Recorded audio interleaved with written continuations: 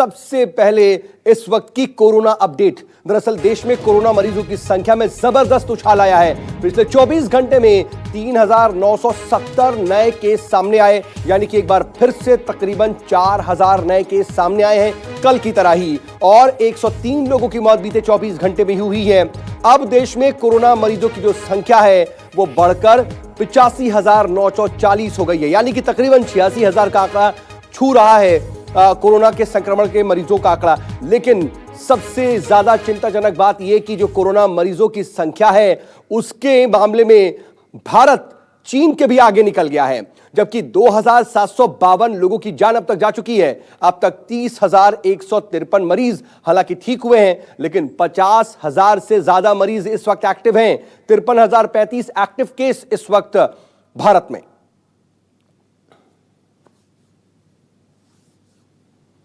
और अगली खबर इस वक्त उत्तर प्रदेश के औरैया से, जहां पर एक दर्दनाक सड़क हादसा हुआ और यहां पर 24 मजदूरों की दुखद मौत हो गई है। जी हां, इस वक्त की बड़ी खबर औरैया में दरअसल ये सड़क हादसा हुआ है। 24 प्रवासी मजदूरों की इसमें मौत हो गई है। मौके पर ही हादसा उस वक्त हुआ जब प्रवासी मजदूरों से भरी एक डीसीएम में ट्रक ने टक्कर मार दी। घटना आज सुबह करीब 3:30 बजे की है और बताया यह जा रहा है कि सभी मजदूर दिल्ली से लौट रहे थे, जो कि काम ना मिलने की वजह से डीसीएम से वापस आ रहे थे। ये 4 तस्वीरें इस दर्दनाक हादसे को बयां करने के लिए काफी हैं। हादसे के बाद आनन फानन में हालांकि स्थानीय प्रशासन और पुलिस की टीम ने मजदूरों का रेस्क्यू किया है। हादसे के बाद घायलों को जिला अस्पताल में भर्ती करवाया गया है। तो वहीं मुख्यमंत्री योगी आदित्यनाथ ने कानपुर के कमिश्नर और आईजी को फौरन निर्देश दिया कि वो घटनास्थल का तुरंत दौरा करें और जल्द से जल्द रिपोर्ट दें। इसके अलावा सभी घायलों को सही इलाज मुहैया कराने का भी सीएम ने अभी तक आदेश दे दिया है। लेकिन इस वक्त भी देखिए वहां पर रेस्क्यू चल रहा है, वहां पर बाकायदा जेसीबी बुलाई गई है, एम्बुलेंस भी नजर आ रही है। एक ट्राला गाड़ी थी अपना जो है, जिसमें ज़्यादा लोग थे अपना जो है, और दूसरे में डीसीएम थे। ज़्यादा जो कैजुअलिटी की बात आई है, जो ट्राला में लोग थे जाते हैं, उन्हीं में से जाते हैं 24 लोग के भी लगभग 15 लोग जाते हैं सैफई इटावा में जाते हैं, उनको जाते हैं, पर जो घायल हैं जाते हैं वहाँ भेजा गया। 21 लोग करीब जाते हैं अपना यहाँ औरैया में जाते अपना जाते हैं अस्पताल में। अब ये सब तो चीज़ें जो है हम लोग इसको देखेंगे कैसे इतने लोग जाते हैं एक गाड़ी में थे, और जैसा संज्ञान में आ रहा है कि ये दिल्ली से चले थे जाते हैं। एक गाड़ी दिल्ली से बताया जा रहा है जाते हैं, जो ये आपका डीसीएम था दिल्ली से चली थी, और दूसरी गाड़ी जाते हैं भरतपुर और जयपुर से जाते हैं। जो संज्ञान में आया जाता है कि जो ट्राला में थे ज़्यादा लोग जाते हैं, उसमें से झारखंड के कुछ लोग, कुशीनगर के, और इसके अलावा जाते हैं बंगाल के भी लोगों को, पश्चिम बंगाल के लोगों के भी जानकारी हुई कि इन लोगों का था। अभी हम विवरण जाते हैं जिला अस्पताल में जाकर के जाते हैं। 24 लोग तो ब्रॉड डेड आए हैं और 15 लोग रेफर हुए हैं और 22 लोग एडमिट। ये राजस्थान से जा रहे थे, बिहार झारखंड की तरफ जा रहे थे। 15 लोग जो रेफर किए गए वो सैफई में गंभीर हुए। 3-3:30 बजे की बात कर रहा हूँ। एक जो छोटा ट्रक था उसमें लोग कैंटर में जो दिल्ली से आए थे जी, तो वो ढाबे के पास रुक के चाय वाय पी रहे थे। पीछे से एक ट्रक, बड़ा ट्रक जिसमें कि चूने के बोरे लदे हुए थे, राजस्थान साइड से आया, राजस्थान के नंबर है, उसमें कुछ जो लोग बैठे हुए थे, वो ट्रक पीछे से आके इनसे टकराया था। शायद ड्राइवर को नींद की कुछ चाहिए होगी, साइड में था, ट्रक से साइड में खड़ा हुआ था, हाईवे से साइड में था, उसमें भी टकराने से घटना हुई। तो इसमें जो टोटल हुआ है इसमें 23 कैजुअलिटी हुई है। 15 को हमने सैफई रेफर करा जिनके ज्यादा फ्रैक्चर है, और माइनर फ्रैक्चर माइनर उसके 20 लोग यहाँ एडमिट है। हमारे 20 लोग यहाँ एडमिट है, 15 लोग सैफई रेफर। मैं बार बार इस बात को कहती रही केंद्र और राज्यों को, तो जो प्रवासी मजदूर लोग हैं तो वो जब अपने प्रदेशों में जाना चाहते हैं तो उनको भेजने की व्यवस्था करनी चाहिए। वो मजबूरी में जाना चाहते हैं, लेकिन केंद्र और राज्य सरकारें कहती तो रही कि हम कर रहे हैं, व्यवस्था कर रहे हैं। कुछ अभी रिसेंटली कुछ स्पेशल ट्रेनें भी श्रमिकों के लिए चलाई गई हैं, लेकिन उसमें भी बराबर लोग नहीं जा रहे हैं। लोग आरोप लगा रहे हैं कि उनसे टिकट लिया जा रहा है, पैसा वसूला जा रहा है। कुछ लोग बीच में दलाली कर रहे हैं, तो बेचारे जब उनके पास पैसा नहीं है तो कहाँ से वो टिकट लेंगे। तो वो पैदल वो जा रहे थे, लेकिन इस दौरान पूरे देश में कई हादसे हुए हैं, दुर्घटनाएं हुई हैं, लोग मौत के मुंह में चले गए हैं, कई एग्जाम्पल हैं। तो औरैया में हुए इस दर्दनाक सड़क हादसे के बाद पूरा विपक्ष कहीं ना कहीं यूपी सरकार और केंद्र सरकार को घेर रहा है। मायावती को आपने सुना, तो वहीं सपा अध्यक्ष अखिलेश यादव ने भी हादसे में मारे गए लोगों के परिवारों को 1-1 लाख देने का ऐलान किया है। अखिलेश ने सरकार से प्रत्येक पीड़ित परिवार को 10 लाख देने की मांग भी की है। अखिलेश ने इसको लेकर के बाकायदा ट्वीट किया है। अखिलेश ने जो ट्वीट किया वो आपको दिखाते हैं। दरअसल अखिलेश यादव ने लिखा, घर लौट रहे प्रवासी मजदूरों के मारे जाने की खबरें दिल दहला देने वाली हैं।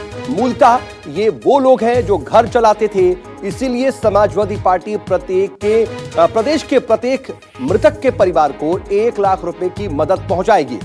नैतिक जिम्मेदारी लेते हुए निष्ठुर भाजपा सरकार भी प्रति मृतक 10 लाख रुपए की राशि दे। दरअसल प्रवासी मजदूरों के घर लौटने का सिलसिला जारी है और इस दौरान लगातार हादसे का शिकार भी वो रहे हैं। कांग्रेस के पूर्व अध्यक्ष राहुल गांधी ने भी इस हादसे पर दुख जताया है।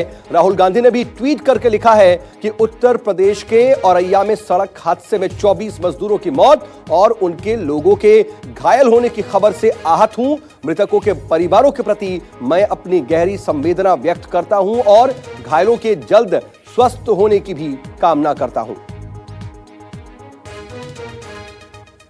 हालांकि यूपी के सीएम योगी आदित्यनाथ ने अभी हाल ही में ट्रकों में भर करके जो तमाम मजदूर अपने अपने घर लौट रहे हैं उसको लेकर के चिंता जाहिर की थी और यहां तक की मांग की थी कि इसमें किसी तरह का कोई एक्शन लिया जाए, किसी तरह का कोई गाइडलाइन जारी की जाए जिसमें ट्रकों में मजदूर इस तरीके से भरकर ना जाने पाए। लेकिन लगातार इस तरह के जो हादसे हो रहे हैं उसके बाद प्रशासन के भी हाथ पैर फूले हुए हैं। मानस श्रीवास्तव मेरे साथ, मेरे सहयोगी इस खबर पर जुड़ चुके हैं। मानस, औरैया में जो यह हादसा हुआ, सबसे पहले तो मैं इस वक्त की अपडेट जानना चाहूंगा क्योंकि भारी संख्या में लोग घायल हैं, कई को सीरियस कंडीशन में रेफर भी किया गया है। क्या हालात हैं उनके, किस तरह की स्थिति बताई जा रही है? देखिए, इस पूरे हादसे में अब तक 23 लोगों की मौत हुई है, 23 मजदूर उनकी जान जा चुकी है, लेकिन करीब करीब 1.5 दर्जन मजदूर अभी भी घायल है। कुछ सही है, कुछ तो बहुत गंभीर है, उनको कानपुर रेफर किया गया, उनको कानपुर के अस्पतालों में भर्ती कराया गया है। हादसा बहुत भीषण है और लगातार इस तरह की घटनाएं पेश आ रही है। आपको याद होगा, अभी 3 दिन पुरानी घटना है कि मुजफ्फरनगर सहारनपुर का बॉर्डर है, वहां पर 6 मजदूरों की मौत हो गई थी, वो भी ट्रक ने टक्कर मार दी थी। लगातार हादसे हो रहे हैं। आज को अगर छोड़ते और कल तक के 24 घंटे जोड़े तो उसमें अलग अलग जगहों पर कुल 26 मजदूरों की मौत हुई थी। लेकिन आज जो हादसा 3:30 बजे पेश आया उसमें एक साथ 1 मजदूर की जान चली गई और कई इसमें बहुत गंभीर रूप से घायल है। कल ही मुख्यमंत्री योगी आदित्यनाथ ने टीम 11 के साथ जो बैठक की थी उसके बाद ये आदेश दिया था कि जितने भी जिलाधिकारी है ये उनकी जिम्मेदारी होगी, जिला प्रशासन की जिम्मेदारी होगी। चलिए ठीक है मानस, मैं आपके पास दोबारा लौटूंगा। फिलहाल के लिए बहुत बहुत शुक्रिया आपका। लेकिन मजदूरों की मौत का सिलसिला जो जारी है उस पर कई तरह के सवाल भी खड़े हो रहे हैं कि आखिर मजदूरों में ऐसी बेसब्री क्यों है, क्यों सरकारी मदद उनको नाकाफी हो रही है। आपको हम भोपाल से आई प्रवासी मजदूरों की तस्वीरें भी दिखाएंगे कि कैसे गुजरात महाराष्ट्र से प्रवासी मजदूर ऑटो टेम्पो में बिहार, यूपी, झारखंड में वापस लौटने को मजबूर हैं। देखिए भोपाल से विपिन श्रीवास्तव की ये रिपोर्ट। लॉकडाउन में मजदूर और मजदूरों की जो स्थिति है वो यहाँ पर देखी जा सकती है। इस वक्त मैं हूँ भोपाल के बाईपास पर, ये तस्वीरें देख सकते हैं। यहाँ पर महाराष्ट्र से जो ऑटो है वो यहाँ पर लेके पहुँचे हैं और ये जो मजदूर है वो यहाँ पर एक ऑटो में सफ़र करते हुए यहाँ से अपने स्थान से जा रहे हैं। उनसे बात करने की कोशिश करेंगे। आप कहाँ से आ रहे हैं और कहाँ तक जाएंगे? हम तो झारखंड जाने जा रहा हूँ। मैं महाराष्ट्र बॉम्बे से आ रहा हूँ, अंधेरी वेस्ट से। तो मेरे को झारखंड जाना है, कोडरमा। तो और कौन कौन है आपके साथ यहाँ पर? हम लोग, मेरा भाई है, मेरा भाई का साला है, बाकी सब मेरा परिवार है, सब ये सब। क्या करते हैं आप लोग? हम लोग रिक्शा चलाते हैं। क्या दिक्कत आ रही थी वहाँ पर? खाने पीने का दिक्कत हो रहा था। पैसा कहाँ से आएंगे जब काम में गाड़ी नहीं चलेगा, पैसा कहाँ से आएगा? और बीमारी भी बढ़ते जा रहा था। यहाँ से छूट दे दिया तो हम लोग निकल गए। तो आप अपने ही ऑटो लेके चल रहे हैं? तो ये ऑटो में फिर इतना सारा ये सब सामान लेके जाना, पैसा, खाने की दिक्कत कुछ और? सर दूसरे से कर्जा लिए पैसे जाने के लिए, घर से पैसा मंगाना पड़ा। घर से मंगाए तो पेट्रोल खाना कहाँ खाएंगे? खाना फिलहाल मिल रहा है रोड पे। पेट्रोल के लिए तो भरना, पैसा तो लगाना पड़ेगा ना। वही पेट्रोल का पैसा घर से मंगाया। अच्छा, ये स्कैनिंग कर हो रही है कहीं आप लोगों की जांच की लोग रास्ते में? नहीं, ऐसा कुछ नहीं है, कोई जांच नहीं कोई जांच नहीं है। है। अब क्या चाहते हैं कि आप क्या स्थिति होनी चाहिए? हम लोग बस यही चाहते हैं कि हम लोग अपना बढ़िया से घर पहुँच जाए। क्या नाम है आपका? मेरा नाम सुनील पासी है। तो साफ तौर पर 3 दिन का वक्त हो चुका है निकले हुए, और अपने जो जगह पहुंचना है, जिस तरह से महाराष्ट्र की स्थिति हो रही है, मुंबई से ऑटो चालक हैं यहाँ पहुंचे हैं, और भोपाल से होते हुए ये झारखंड जाने के लिए यहाँ पहुंचे। तो जाहिर सी बात है कि अंदाज़ा लगाया जा सकता है कि एक ऑटो में यहाँ पर सोशल डिस्टेंसिंग का भी देख सकते हैं कि यहाँ किस तरह से इस्तेमाल किया है। हालांकि मजबूरी है, और यही वजह है कि मजबूरी और मजदूरी को यहाँ पर जोड़कर देखा जा रहा है। कैमरा पर्सन कमल व्यास के साथ विपिन श्रीवास्तव, भोपाल, न्यूज़ 24। ये MH जो गाड़ी है महाराष्ट्र की, और यहाँ पर देख सकते हैं इस गाड़ी में देखा जा सकता है कि किस तरह से यहाँ इनसे बात भी करेंगे। कितने लोग हैं यहाँ पर, देखिए तस्वीरों में, देखिए यहाँ पर ये सभी लोग हैं। आप लोग कहाँ जा रहे हैं? और बहुत सारे लोग यूपी। और कहाँ से आ रहे हैं? अच्छा, क्या करते हैं? तो क्या दिक्कत हो रही थी वहाँ, इतने सारे लोग एक साथ कैसे आए?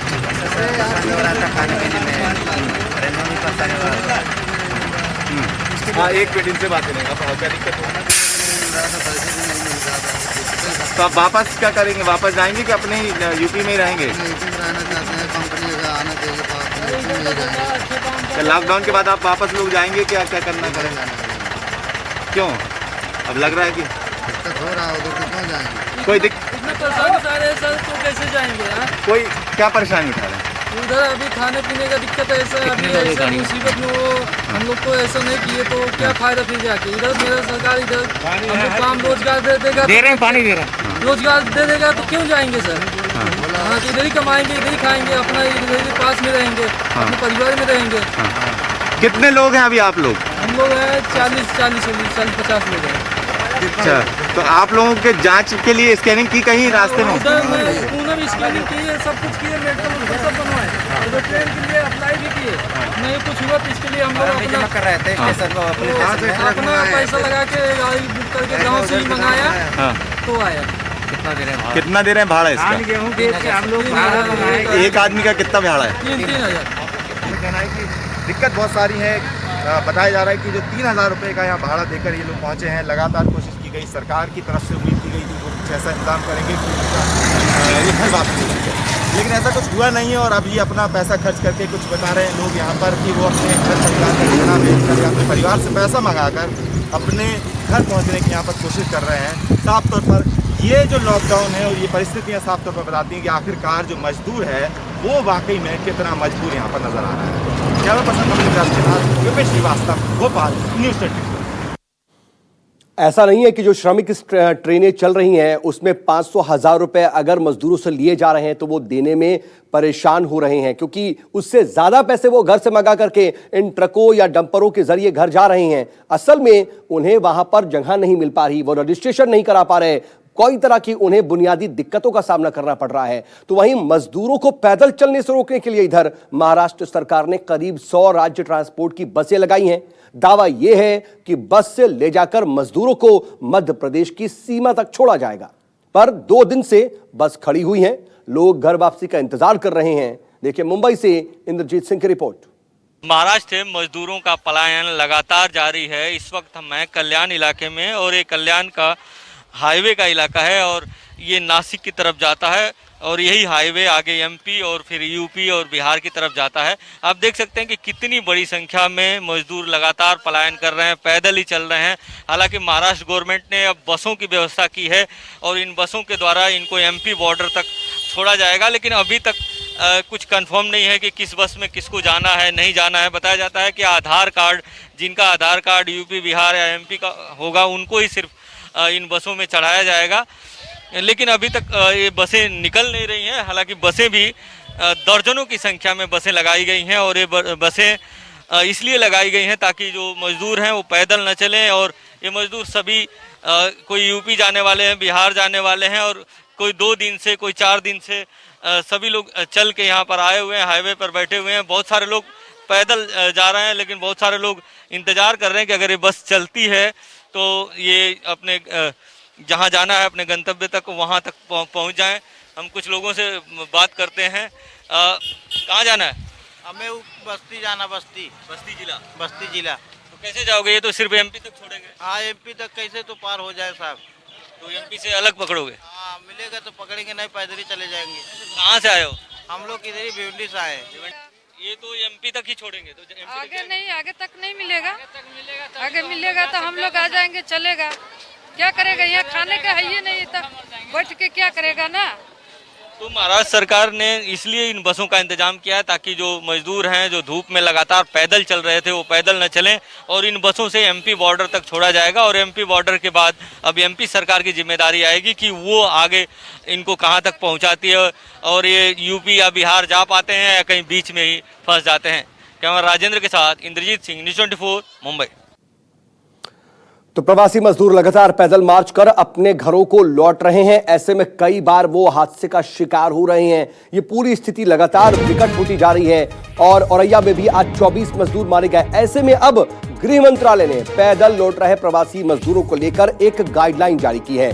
गृह मंत्रालय ने दरअसल राज्यों को चिट्ठी लिखकर आदेश दिया है कि पैदल चलने वाले मजदूरों को रोका जाए और केंद्र सरकार उनके लिए बस और ट्रेन का इंतजाम कर रही है, ये उन्हें बताया जाए। लेकिन असल में तो लगातार ये कोशिश अलग अलग जगहों पर प्रशासन की तरफ से किया जा रहा है। ये कोशिश की जा रही है, बार बार उन्हें समझाने की कोशिश की जा रही है। प्रशासन जहां पर रहने खाने का इंतजाम करा रहा है, इन मजदूरों को वहां पर ले जाने की भी कोशिश हो रही है। लेकिन मजदूरों की जो बेचैनी है वो दरअसल कब नहीं हो रही, और वो जल्द से जल्द दरअसल अपने घर पहुंचना चाहते हैं। प्रशांत देव मेरे सहयोगी इस वक्त मेरे साथ जुड़ चुके हैं। प्रशांत, इस गाइडलाइन का क्या मतलब, इसका क्या असर होगा? क्योंकि ये स्थिति जो है वो मजदूरों को पहले से पता है, लोकल लेवल पर एडमिनिस्ट्रेशन ये कोशिशें लगातार कर रहा है, उन्हें बताया जा रहा, लेकिन असल में ग्राउंड पर स्थिति ये है कि ज्यादातर मजदूर रजिस्ट्रेशन नहीं करा पा रहे, श्रमिक ट्रेनों में जगह नहीं पा रहे, इसलिए अभी भी सड़कों पर, ट्रकों में, डंपरों में भरकर जा रहे हैं।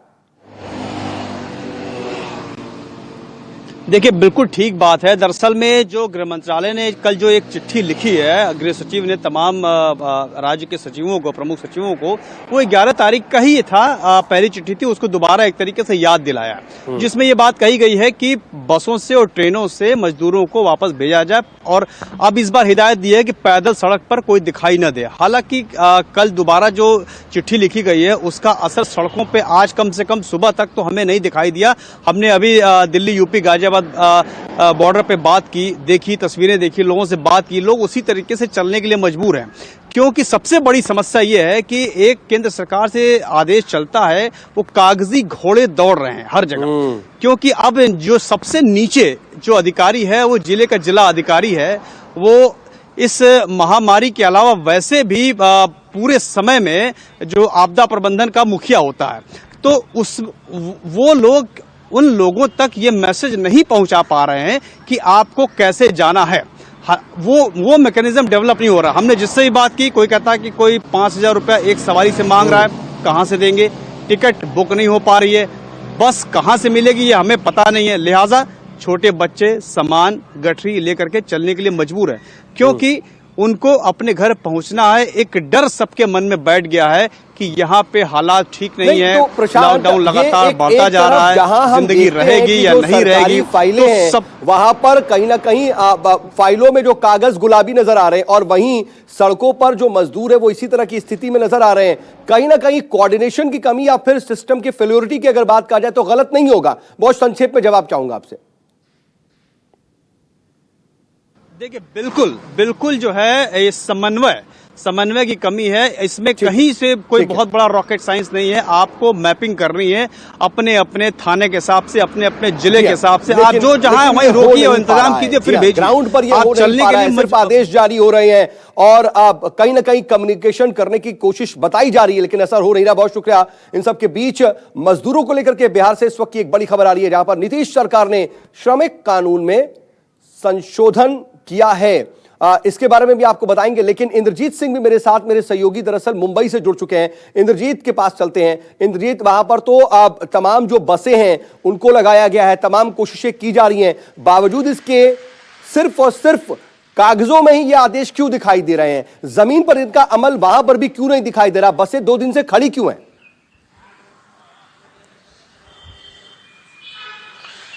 जी बिल्कुल, प्रशासनिक अधिकारियों में कोऑर्डिनेशन की कमी है। बताया जाता है, जो ड्राइवरों से हमने बात की, कंडक्टरों से बात की, उनका सीधा कहना था कि हमको कल से ही यहाँ पर खड़ा कर दिया गया है, लेकिन अभी तक ये नहीं बताया गया है कि कौन सी बस को कितने बजे निकलना है, कहाँ जाना है और किसको ले जाना है। तो ये जो स्पष्ट आदेश है बाबुओं की तरफ से या प्रशासनिक अधिकारियों की तरफ से, वो अभी तक नहीं आ रहा है, जिसके कारण जो बसें हैं वो नहीं चल पा रहे हैं और बसें नहीं चल पा रही हैं और लोग इंतजार कर रहे हैं कि ये बसें हो सकता है उनको एमपी तक मुफ्त में छोड़ें। तो लोग बड़ी संख्या में वहां पे इंतजार कर रहे हैं, करीब करीब हजारों की संख्या में सिर्फ कल्याण का जो हाईवे है वहां पे लोग रुके हुए हैं और इस तरह का नजारा कई जगहों पर है। तो कहीं ना कहीं ये प्रशासनिक कोऑर्डिनेशन की कमी है और इसमें सरकार को ध्यान देना पड़ेगा, क्योंकि सरकारें आदेश तो निकाल रही है लेकिन नीचे स्तर तक वो आदेश वो साफ तौर पर दिखाई दे रहा है। और अगर कोऑर्डिनेशन होता बेहतर, कहीं ना कहीं सामंजस्य होता, तो सड़कों पर हजारों नहीं अब लाखों की संख्या में मजदूर पूरे देश में अलग अलग जगहों पर दिखाई नहीं दे रहे होते। बहुत शुक्रिया आपका इंद्रजीत तमाम जानकारी के लिए।